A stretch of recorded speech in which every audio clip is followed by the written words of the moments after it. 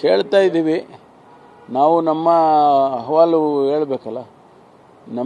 ನಮಗೇನೆಂದರೆ ಆ ಭಾಗದಲ್ಲಾದರೆ ಸುಮಾರು ನಾರ್ದರ್ನ್ ಕರ್ನಾಟಕದಿಂದ ಬರೋರಿಗೆಲ್ಲ ಅನುಕೂಲ ಆಗುತ್ತೆ. 22 ಡಿಸ್ಟ್ರಿಕ್ಟು ಬರುತ್ತೆ, ತುಮಕೂರು ಅದು ಹೋಗುತ್ತೆ. ಆ ಭಾಗದಲ್ಲಾದರೆ ಬೇಗ ಅವರಿಗೆ ಅನುಕೂಲ ಆಗುತ್ತೆ. ಆಮೇಲೆ ಕನೆಕ್ಟಿವಿಟಿ ಕೂಡ ಈಗಿರುವ ಏರ್ಪೋರ್ಟ್ ಇಂಟರ್ನ್ಯಾಷನಲ್ ಏರ್ಪೋರ್ಟಿಗೂ ಕನೆಕ್ಟ್ ಮಾಡ್ಕೋಬೋದು ಅಂತ ಅವರು ಟೆಕ್ನಿಕಲಿ ಏನು ಮಾಡ್ತಾರೆ ನೋಡಬೇಕು. ಮೆಟ್ರೋದು ನಡೀತಾ ಇದೆ. DPR ಇನ್ನೂ ಫೈನಲೈಸ್ ಆಗಿಲ್ಲ. DPRಗೆ ಹೈದರಾಬಾದ್ ಕಂಪನಿ ಕೊಟ್ಟಿದ್ದಾರೆ. ಅವರು DPR ಇನ್ನೂ ಸಬ್ಮಿಟ್ ಮಾಡಿಲ್ಲ. ಮಾಡಿದ ಮೇಲೆ ತೀರ್ಮಾನ ತಗೊಳ್ತೀವಿ. PPP ಮಾಡಲ್ನಲ್ಲಿ ಸರ್ಕಾರದ್ದೇನು ಇನ್ವೆಸ್ಟ್ಮೆಂಟ್ ಇರಲ್ಲ. ಅದ ನಂತರ DPR ಬಂದ ನಂತರ ಗೌರ್ಮೆಂಟ್ ಆಫ್ ಇಂಡಿಯಾಗೆ ಪರ್ಮಿಷನ್ ಕೇಳಬೇಕಾಗುತ್ತೆ. ಯಾಕೆಂದರೆ ನಾವಲ್ಲಿ ರೋಡಿನ ಮಧ್ಯದಲ್ಲಿ ಹೋಗೋದಾದರೆ ಮೀಡಿಯನ್ನಲ್ಲಿ ಅವ್ರು ಪರ್ಮಿಷನ್ ಕೊಡಬೇಕಾಗುತ್ತೆ. ಅದು ನಡೀತಾ ಇದೆ.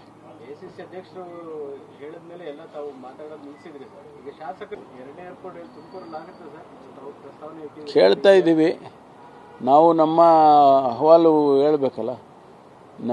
ನಮಗೇನೆಂದರೆ ಆ ಭಾಗದಲ್ಲಾದರೆ ಸುಮಾರು ನಾರ್ದರ್ನ್ ಕರ್ನಾಟಕದಿಂದ ಬರೋರಿಗೆಲ್ಲ ಅನುಕೂಲ ಆಗುತ್ತೆ. 22 ಡಿಸ್ಟ್ರಿಕ್ಟು ಬರುತ್ತೆ, ತುಮಕೂರು ಅದು ಹೋಗುತ್ತೆ.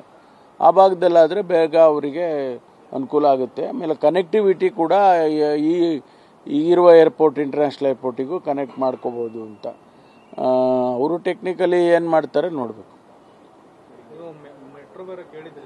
ಮೆಟ್ರೋದು ನಡೀತಾ ಇದೆ. DPR ಇನ್ನೂ ಫೈನಲೈಸ್ ಆಗಿಲ್ಲ. DPRಗೆ ಹೈದರಾಬಾದ್ ಕಂಪನಿ ಕೊಟ್ಟಿದ್ದಾರೆ. ಅವರು DPR ಇನ್ನೂ ಸಬ್ಮಿಟ್ ಮಾಡಿಲ್ಲ.